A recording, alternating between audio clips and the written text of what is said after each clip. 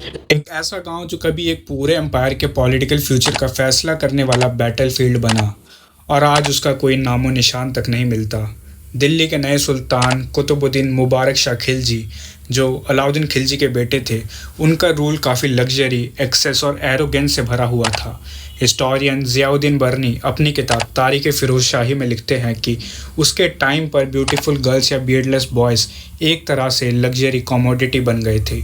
उनकी कीमत 500 से लेकर 2000 टंकास तक पहुंच गई थी।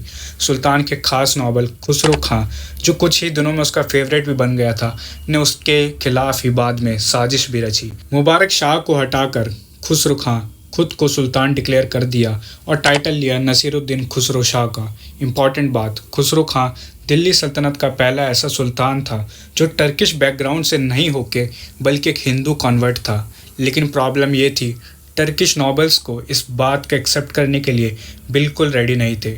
उनके लिए ये एक आउटसाइडर का रोल था और खुसरो की गद्दी नशीनी बड़े उमरा को नागवार थी।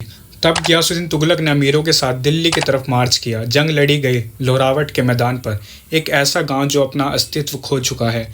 माना जाता है कि ये हौस खास और दिल्ली के बीच कहीं रहा होगा। यहीं पर खुसरो खां की आर्मी और गयासुद्दीन की फोर्सेस आमने सामने आई। लेकिन ट्विस्ट ये था, खुसरो के अपने ही ऑफिसर्स उसको बिट्रे कर गए। खुसरो डिफीट हुआ और कैप्चर हुआ और आखिरकार मारा गया। और इसी के बैटल के बाद 1320 में foundation of the Tughlaq dynasty होती है। एक गांव, एक डिसाइसिव बैटल और पूरे दिल्ली सल्तनत का फ्यूचर बदल गया। आज लोहरावट का एग्जैक्ट लोकेशन हमें नहीं मिलता है। अंदाजे के मुताबिक ये गांव हौस खास के आसपास रहा होगा, पर इसका इम्पैक्ट इतिहास में हमेशा रहेगा।